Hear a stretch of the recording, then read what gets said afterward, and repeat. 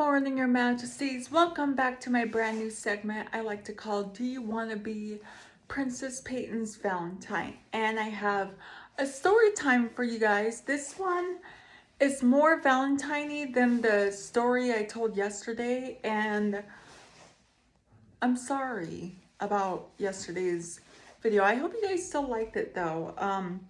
But yeah, this one is called Perfect Girl, and it goes... The Perfect Girl is a creepy story about a boy who falls in love with the girl who lives next door. Doesn't that sound so familiar? I mean, we've all had that, right? Well, I haven't, but I'm pretty sure, but I've seen it in the movies. But anywho, um, um, here we go. One summer, a girl moved into the house next door. She lived with her mother, and they were quite poor. Her father had abandoned them years before. She was new in town and found it hard to adjust. Oh, yeah. Although we both came from different backgrounds, she and I got to be friends. We were not very close, but I often visited her house and we could talk. The moment I laid eyes on her, I knew she was the perfect girl for me. Unfortunately, she didn't feel the same way. She was attracted to boys who were handsome and confident. It was clear that I wasn't her types, so I decided to wait. Okay, real quick, I have to pause. Um, Looks don't matter, okay? I don't care what the person looks like. I don't care. I don't care what the person looks like. I don't. If the person doesn't have good looks, like, it doesn't matter. As long as that person has a beautiful personality, that's all that matters. I could care less about looks. Personality matters more, ladies, okay? Looks don't matter. I do not care for looks. I think that's a little bull that people think that looks are more important than personality. I think that's stupid. Um, so yeah, just remember that looks don't make the person, the personality does, okay? Keep that in mind. Okay, back to the story.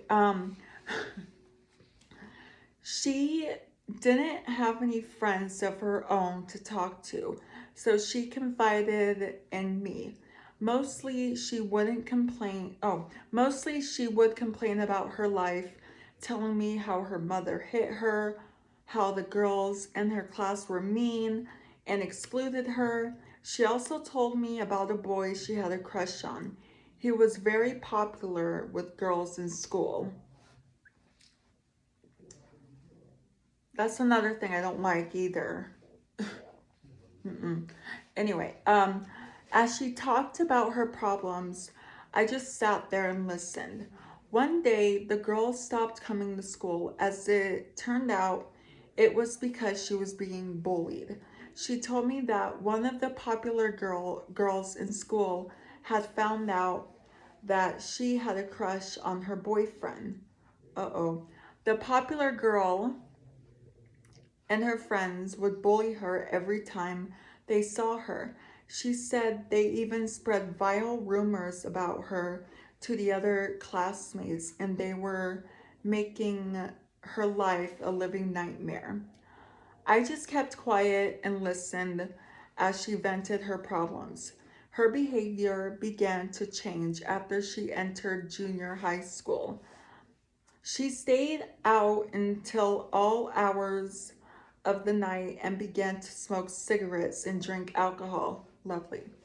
I heard rumors that she was doing drugs too. She would, she fell in with a bad crowd and she was even arrested by the police once. Are you serious? Her home life grew even worse. and she would frequently quarrel with her mother in the middle of the night. All of the girls in school hated her. Someone sprayed graffiti all over her house, calling her horrible names and saying disgusting things about her. Someone even killed her pet cat. No. Someone even killed her pet cat and stuffed it in her letterbox. I don't like that. Eventually, the girl dropped out of high school. She became withdrawn and locked herself in her bedroom. She stopped speaking to her mother and went for days without leaving her room. She rarely came out to eat. She looked pale, sickly, and painfully thin. Her mother took her mother took to leaving food outside her door. She would only come out when she needed to use the toilet or in the middle of the night when her mother was asleep. It was a miserable life. Oh man. Um, I went to see her for the first time in a long time. She refused to come out to see me. Even though I yelled through the keyhole, she refused to answer. Her mother gave me a bowl of soup to take upstairs to her. I caught a glimpse of her when she opened the door to take it. She was pale, haggard, and emaciated. I don't know that word. She looked like a wet rag that had been wrung out. Aww. I went to see her every day. After a while, the girl began talking to me through the door. She told me how she was constantly fighting with her mother and how all of her old friends had forgotten about her.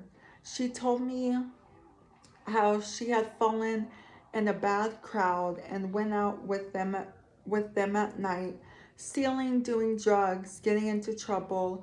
She told me she was caught shoplifting by the police and she had a criminal record. What?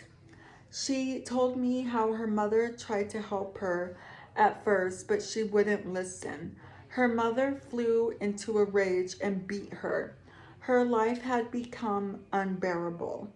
She wanted to die, and she told me she had tried to commit suicide by slitting her wrist. Uh-oh, I hope I don't get demonetized for saying that. Just like the old days, she continued to talk on, and I just listened. Whenever she asked for my opinion, I just shrugged or made some inconus remark. I don't know what that word is either. Okay. As time went by, the girl's mood gradually began to brighten. She even decided to come out of her room. It seemed like things were getting better and the future was looking positive. Her mother broke down in tears and thanked me profusely. Aw. Um, all right. Aw. Profusely. Excuse me. One day, the girl went up to the roof of an apartment building in the neighborhood and jumped off. The building wasn't very high and she landed in the shrubbery. That that was probably what saved her life. However, her spinal cord was injured in the fall and she was paralyzed from the neck down. The doctor said she would spend the rest of her life in a wheelchair. Aww. When she got out of the hospital, I went to see her. She was lying in her bed, unable to move. Excuse me. She apologized to me over and over, and she couldn't stop crying. She said she wished she didn't survive that fall and told me she was sorry for all the trouble she had caused me and her mother. I tried to soothe her and stop her crying, but it's hard to comfort someone when they are lying down. I embraced her awkwardly. She was weeping so much that her whole body was shaking. She couldn't even wipe away her own tears. As I held her in her arm, I asked her to marry me. She was like, "Really? Are you serious? Me? Really?" She couldn't believe that anyone would want her. I had to propose to her several times before she would believe I really meant it. She cried so hard, her tears ran dry. I tried to reassure her and told her I wanted to marry her because I had always loved her. It looks like this is going to be a happy ending, you guys. Aww. Okay, back to the story. She was the perfect girl for me. She has always been, even when she ignored me and didn't return my feelings. Even when she was hanging out with the bad crowd. Even when I listened to all her stupid problems. Even when she became so thin and was hiding in her room. Even when I told the popular girl that she fancied her boyfriend, even when I was spreading vile rumors about her to her classmates, even when I sprayed graffiti all over her house, even when I killed her cat, even when I killed her cat and put it in the letterbox of her house, even even now she is lying there in bed, small, weak, and unable to move. Even now, I still love her. You see, she is the perfect girl for me. Soon, we will be married. Wow! So, I never read a horror story that had a happy ending. Oh my gosh. Well, wow. Yeah. There is something I wanted to mention before, um, oh shoot, I forgot what it was. Um, I forgot what I wanted to mention.